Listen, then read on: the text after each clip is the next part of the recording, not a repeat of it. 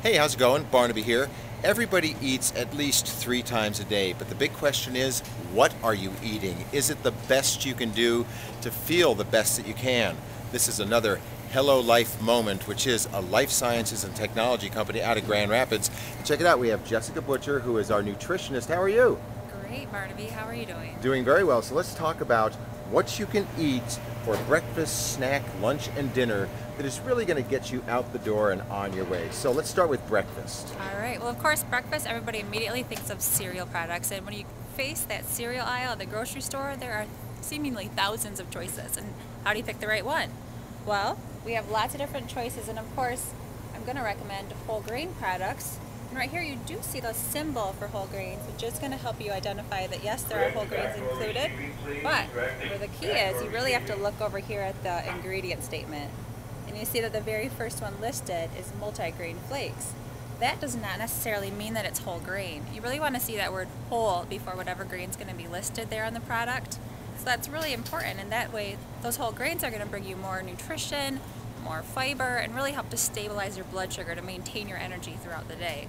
Really help you to feel full for a lot longer after your breakfast. But I'll tell you what, because it is perceived to be healthy, there is a caveat, and that is you got to watch out for the sugar content. You can't just eat bowl after bowl saying, it's good for me, why should I stop? Definitely, definitely. A lot of products have tons of sugar, especially a lot of kids' cereals, though now we are starting to see a lot more that have at least that reduced sugar labeling. But where you'll find out exactly how much sugar is in the product, you can come right back to that nutrition facts panel, which just has a wealth of information for you, and look right below the carbohydrate symbol, and it'll tell you the specific amount of grams that are in there. You really want to make sure, I mean, good rule of thumb, I guess, look for at least 5 grams of fiber in your cereal per serving. That's a really good rule of thumb for you to keep an eye out for, but really just watching out for that whole grain in there. And this cereal, an example, has their famous claim to fame is just that there's as much protein as in an egg. So that's definitely a great option for you to help sustain your energy. Okay, but man and woman does not live by grain alone. You have to have some fruit to kickstart it in the morning. And so strawberries are getting a lot of press as being a darn near perfect fruit. But boy, again, I'll watch out with that. Well, definitely. Strawberries, I mean, think of all your berries. Their skin is so thin, full of nutrients, of course, but when it comes to pesticides, I highly recommend getting your berries organic because that skin is so thin, all the pesticides seep right inside it and you can't exactly wash it off, and how many people are actually peeling their strawberries. So for products like these, I would definitely recommend the organic option, but they're so rich in antioxidants, which are truly going to help fight away all those free radicals in your body and really help to keep down your inflammation. Oh, but about 10 o'clock, the tummy starts rumbling and people are looking for the snack. And I tell you, it's not the vending machine that's going to save you. It's going to be something out of the refrigerator, something along the lines of yogurt. Yogurt would be a great option. Yogurt oftentimes has a lot of protein in it, has a little bit of fat.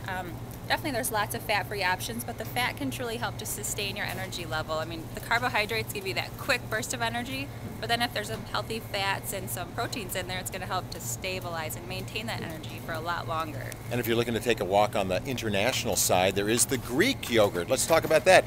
What's up with the Greek yogurt that's different than the regular yogurt that most of us are familiar with? That's true. Greek yogurt has been huge lately, and I have lots of friends and family members that are just asking me so many questions about Greek yogurt.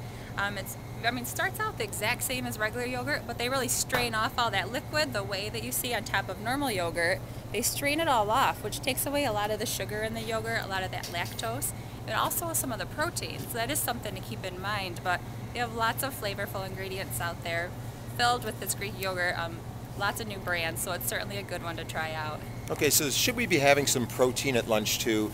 Because that is what kind of fuels you immediately. The carbs will sustain you, but you need to have a little bit of a kickstart so you're not jacking the soda. Definitely. As I said, both protein and fat will help to sustain your energy levels. And protein, of course, is a little bit of a healthier option because it doesn't come with the extra calories found in fat. So, of course, beans I would definitely recommend as being a healthy option. Black beans are really, just that color in itself tells you right away that there's probably a lot more antioxidants in there and a lot more nutrition, because that bright color, I mean, they really recommend, the USDA pushes us to get a rainbow of color on our plates. And now with the 2010 dietary guidelines, they want us to make at least half of our plates filled with produce. They want to get so much more color and really to spice up our diets. That's why we have molars. Those are grinding teeth, not cutting teeth. Really got to start stocking up on the vegetables. And here's one of my favorites right here. It is the yam or the sweet potato. What a perfect food that is. The yam is excellent. It's so rich in beta carotene, which is exactly the form of vitamin A that our body needs. So it'll really help with our vision in one aspect, but it's so rich in antioxidants. And one of my favorite ways to eat this, well, my grandma taught me, just bake it right or make it right in the microwave, but it's so easy. You can just slice it up into little fry-sized pieces, coat them in egg whites, and bake them right in the oven, and then you have some sweet potato fries that are excellent, chock full of nutrition. Okay, and because we are in the middle of the cooler season, we have a lot of soups that are being offered up, and what better thing to put into soup than some chard? Why is that? Yeah, Swiss chard. I love using Swiss chard in soup. I mean, it's a lot different than spinach you hear of all the time, and Swiss chard does still have the calcium that's found in your spinach, but it really adds so much bulk to your soups.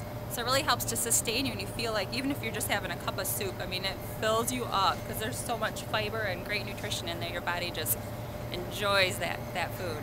All right, and then there is this lonely little fruit or vegetable. I don't even know what it is. I've never seen it before. What is that thing? This is a fruit, and it's found more so in your Asian markets. I believe it actually is stemmed from Japan, but it's called bitter melon, and it is a fruit. But it has twice the amount of calcium that you'd find in spinach, double the potassium that you'd find in a banana, and they actually have, there's lots of thought that it may help to stabilize your blood sugar. So actually they pull the pieces of the nutrients right out of here and dry it into capsule form, and diabetics may take that supplement to help stabilize their blood sugar. Boy, I tell you what, it's all great information, but we're just scratching the surface here because Jessica knows so much more, and thankfully she's going to be blogging. There's going to be a section called Ask the Nutritionist on the HelloLife.net website. So check back often because, you know, it's all about what you put in your stomach, and this is a great start on the breakfast, lunch, and dinner. Thanks a lot, Jessica. Anytime.